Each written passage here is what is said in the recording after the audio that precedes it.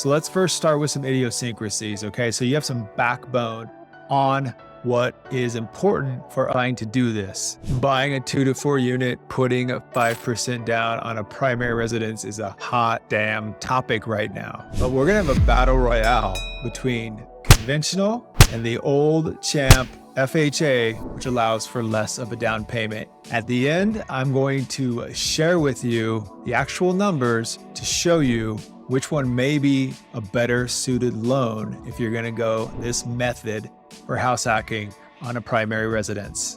Let's talk about conventional loans first. 620 credit score, but bear in mind, your interest rate and mortgage insurance are very much tied to that credit score. When I get to the end, I'll be using an apples to apples comparison, assuming a high credit score for the conventional loan. The debt ratios on a conventional loan are gonna be capped under 50%. So that could inhibit you because the qualifying income for the units you don't occupy is added to your income, not taken away from the payment of the property you're buying. That's important to understand. What's also equally important is if you do not have a principal residence or housing expense on a conventional loan, you will get no rental income from any of those other units to qualify to buy the property here. So pay close attention to that. It's very important that you have rental history, meaning if you don't own right now, you're paying rent. Because if you're living with your buddy on his couch and you can go buy a 2 to 4 unit, you're probably not qualifying with any rental income. And again,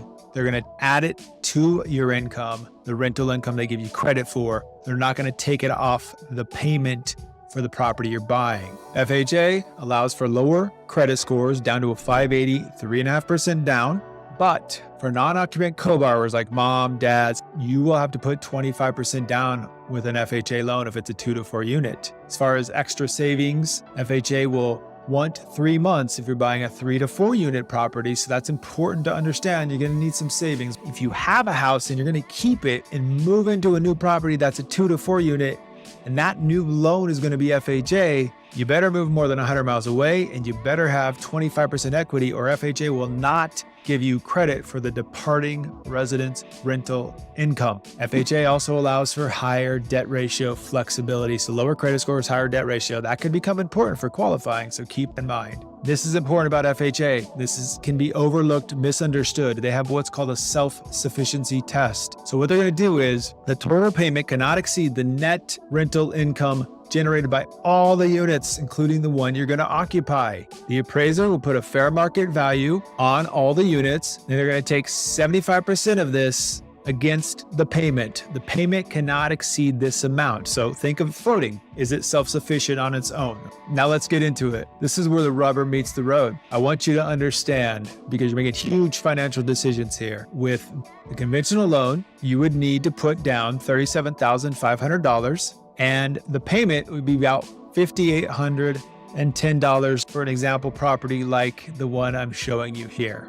Now, on the FHA loan, the down payment, $26,250, that's the 3.5% on $750. The total payment, $5,508. The conventional loan, $5,809. The irony here is that the FHA loan, as I show you, is 1% lower rate. The mortgage insurance is only $16 a month higher for FHA than conventional. It's actually going to cost you $300 a month more, have a 1% higher interest rate, a 1.5% higher down payment. Cash at closing in this example estimated to be about $11,000 more. Which one's better for you though? It depends on some of those idiosyncrasies that I talked about in the beginning. I hope you find this information valuable and useful as you peruse navigating to buy a 2 to 4 unit and house hacking. Please like the video so that more content streams like this, and subscribe for more information from building verticals of wealth through real estate.